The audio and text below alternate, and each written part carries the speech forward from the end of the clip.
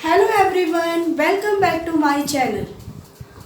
आज का हमारा टॉपिक है भाषा, लिपि एवं बोली। तो आज हम लोग इसके बारे में इस विषय को पढ़ेंगे। तो हमारा टॉपिक है भाषा, लिपि एवं बोली। तो आप जो है इस टॉपिक को अंत तक देखेंगे, क्योंकि बीच में अगर स्किप करेंगे तो आपको समझ में नहीं आएगा। तो चलिए स्टार्ट करते हैं।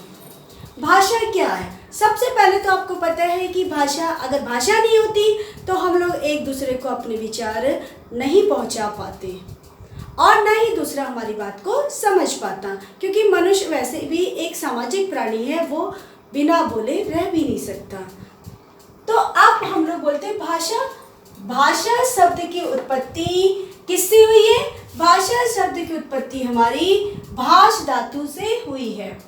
तो भाषा शब्द की उत्पत्ति भाष धातु से हुई है। ये हमारा ऑब्जेक्टिव क्वेश्चन में पूछे जाते हैं, जिसका अर्थ है वाणी। वाणी द्वारा उच्चारित सार्थक ध्वनियां ही भाषा का आधार होती हैं। अब भाषा की परिभाषा, भाषा क्या है?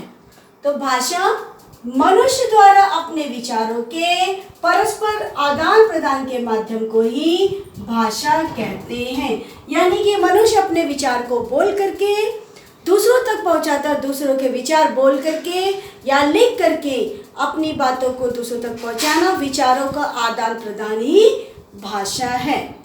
अब भाषा कितनी होती है? भाषा के दो रूप हैं, मौखिक भाषा और लिखित भाषा। मौखिक भाषा से ही आपको समझ में आ रहा है कि मौखिक भाषा मीन्स मुख से बोलकर। मौखिक भाषा में हम विचारों को मुख से बोलकर व्यक्त करते हैं। तो ये क्या है? मौखिक भाषा। जैसे कविता सुनाना, वार्तालाप करना यानी कि बातचीत करना, वाद विवाद करना और भाषण इत्यादि। जब हम लोग भाषण किसी का सुनते हैं वो भी तो मौखिक भाषा के अंतर्गत ही है। तो ये सारे जो है मौखिक भाषा के अंतर्गत आते हैं।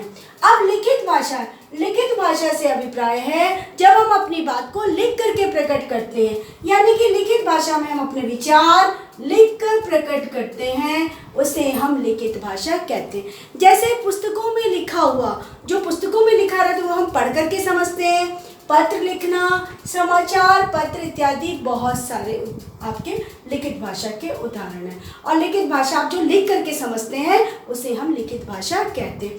अब मौखिक भाषा और लिखित भाषा के अतिरिक्त एक भाषा और है जिसे भाषा में गिनती नहीं होती है।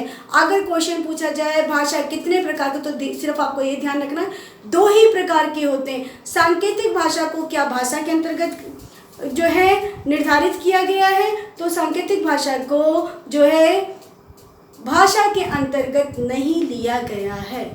और सांकेतिक भाषा में हम सिर्फ इशारों से ही अपनी बात को समझाते हैं। तो वो हमारा तीसरा क्या है? सांकेतिक भाषा, जिसे कि भाषा के अंतर्गत निर्धारित नहीं किया गया है, माना नहीं गया है। लेकिन आपको पता होना चाहिए कि एक और भाषा सांकेतिक भाषा है। अब लिपि किसे कहते हैं? लिपि। अब प्रत्येक भाषा को लिखने के लिए विशेष चिन्ह निश्चित किए गए हैं। ये निश्चित चिन्ह ही लिपि कहलाते हैं। यानी कि प्रत्येक भाषा को लिखने के लिए अगर विशेष चिन्ह नहीं होता तो भाषा कैसे लिखी जाती? तो और ये निश्चित चिन्ह ही क्या है? लिपि कहलाते हैं। जैसे हिंदी की देवनागरी, गुजराती की देवनागरी इत्यादि, जैसे पंजाबी की गुरुमुखी, तो सब जो है आपके जो है ये सब किसके अंतर्गत? ये लिपि। हिंदी की देवनागरी, गुजराती की देवनागरी, ये सारे हमारे जो है किसके अंतर्गत? ये सब जो है सबकी लिपि निर्धारित की गई है। अब बोली क्या है? भाषा के स्थानीय क्षेत्र रूप को बोली कहते हैं। यानी कि जो विशेष जो क्षेत्र है वहीं पर वो बोला जा रहा है, इसीलिए वो जो है बोली कहलाती है।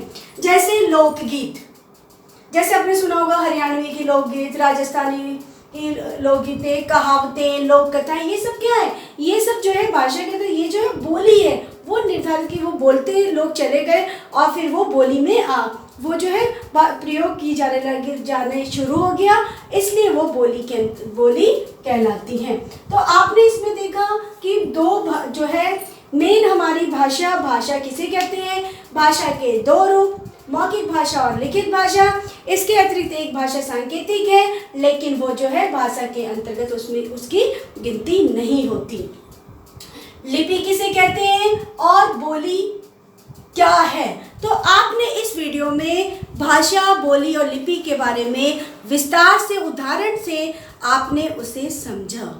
और आपको मेरा ये वीडियो अच्छा लगा हो तो आप इसे जल्दी से लाइक, सब्सक्राइब, शेयर और बेल आइकॉन पर प्रेस करना मत भूलिएगा, क्योंकि तभी आपको न्यू नोटिफिकेशन मेरे मिलेंगे और आप उस वीडियो को देख सकेंगे। Thank you, bye bye.